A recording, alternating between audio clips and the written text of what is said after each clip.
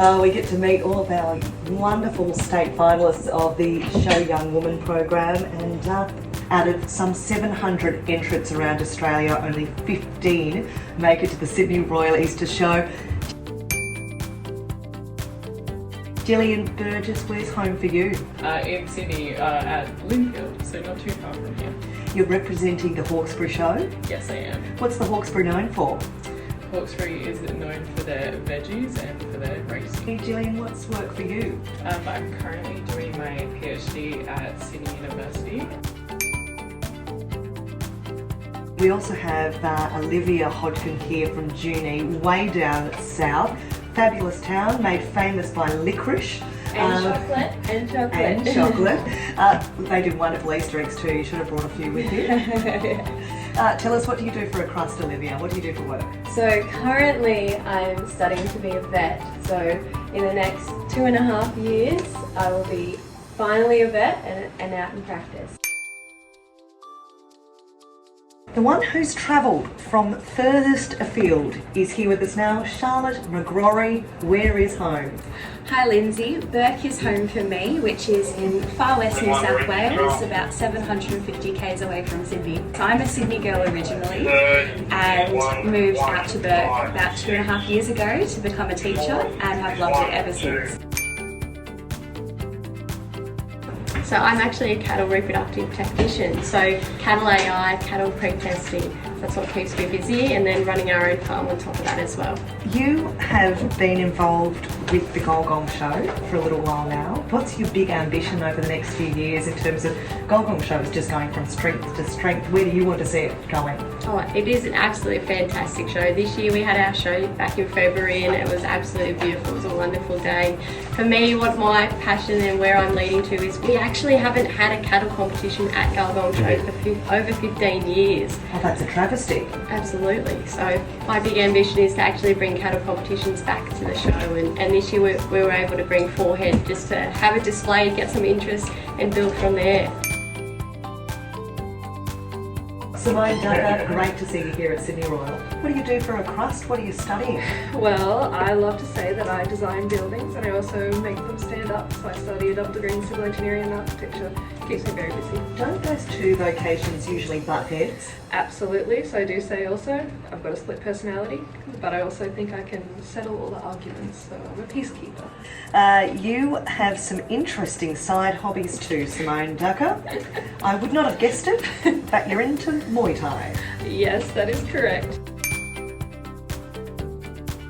I think one of the fortunate things about we are so close to Sydney, and we still have that country feel. We're the home of agriculture of Australia, where we've established the merino wool domination in our international market back when we first colonised. So we're really fortunate to be able to partake in our local and royal shows. So say that David Busdunbier, who's your wonderful president at Camden Show, said, I'm off overseas for a year on a holiday. Stephanie, can you step up? You're allowed to change one thing at Camden Show. What would you do? I think at the show, I would like to, we've got a really good foundation at the moment of showing our processes on farms. We have a milking demonstration, we have chicken laying. I think it'd be really great to extend beyond that and show at the farm, this is how we now turn milk into butter or cheese or yogurt. Tell us about Singleton for those who have never been. So Singleton is an incredible little location. We're in the Hunter Valley, so obviously we've got your wines, lots of fine dining and great restaurants to visit. It's also a great wedding venue. I was just at a wedding last weekend in the Hunter and it was beautiful.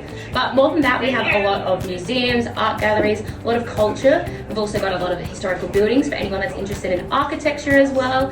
And for those who are quite interested in hiking, we've got great national parks as well. Lindsay, I am an optometrist and I have 2 passions, cattle and corneas. It's one of my favourite things. Hold on, cattle and corneas are 2 of your favourite things. Absolutely, I know that's a bit of an odd one. What sort of cattle and why corneas?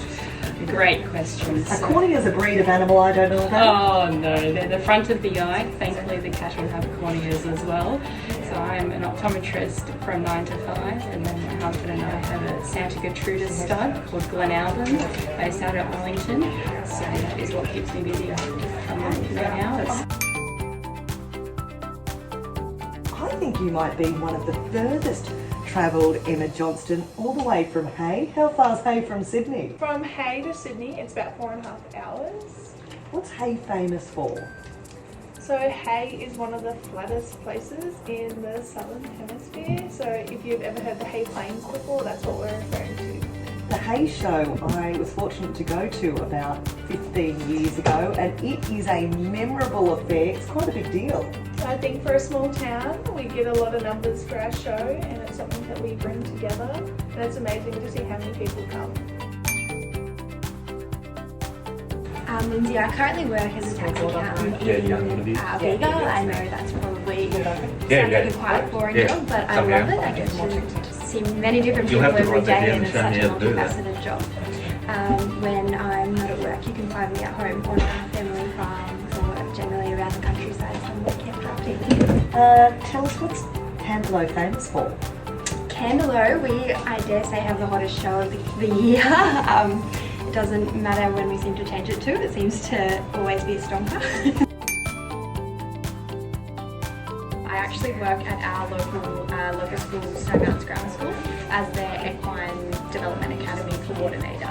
So I get to work with kids and horses all week and just help them where I can, pass on my knowledge, support them. It's incredible.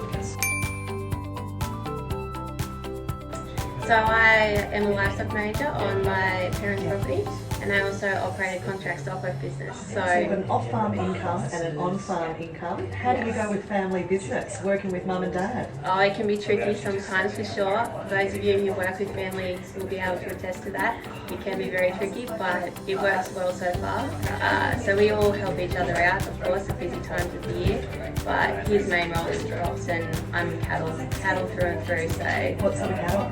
So Santa Gertrudis. Oh, another Santa Gertrudis girl. Yes. What makes the breed special? I think for us it's just their versatility really. I really do have a soft spot for Santas. So I am a third generation farmer on my family's subsistence farm. I love asking this question. How do you go dealing with family on the farm? Well, there's highs and lows, right? Exactly right. As Emily said, can be trying, can be testing. Dad and I either work very well or we can't read each other's minds. What have you brought into the farm to make it more efficient or run the way you want to see it run? Yeah, so I suppose my dad being the older generation farmer, I sort of took the opportunity to really input and implement technology. So I have gone with a software system called AgriWeb. So I've basically put our farm on my phone and on the computer. So we can look at your farm now, and what would it tell us? So it's got a farm map. It will tell you where all of our livestock are. It will tell you how long each mob of livestock have been in a certain paddock. It would tell you grazing rates. It's got everything. Katie, that is extraordinary. Is Dad appreciating the tech? It's been about 18 months since I've implemented, and he won't tell me, but he's just starting to warm to it. I can feel it. I'm representing the Manning River Agricultural and Horticultural Society of Taree, Cundletown born and bred. So yeah, we've come from the mighty Manning, very excited to be down here in the big city. What is the Manning region famous for? So we're actually famous for being a double delta river system. I beg your pardon? A double delta river system. We're the only one in the southern hemisphere. So a delta is the mouth of the river, so it's an entryway to the ocean. So obviously all of our ag derives from our amazing river. My role is looking at lots of different agricultural commodities and biosecurity risks across our state, and really trying to understand where we'll be growing and where and at what times of the years we'll be looking at agriculture in 2050.